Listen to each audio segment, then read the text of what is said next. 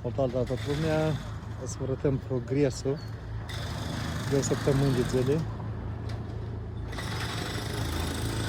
și să trecut așa.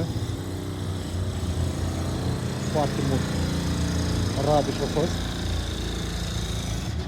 Avem fundația de 1,5 m, 600. Figurile se lucrează.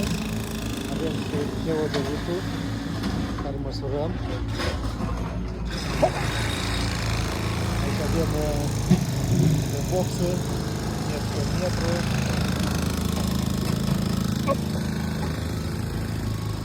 Asta este fundația. Pământul în calitate bună. Aici leapă de săpat. Azi terminăm săpat și luni turnăm betonul. Săptămâna viitoare începem bric. Cine are nevoie de extensii, loc să iese refugiu, new house, este o săpat. Și pe vreo vă sărută, trebuie bun.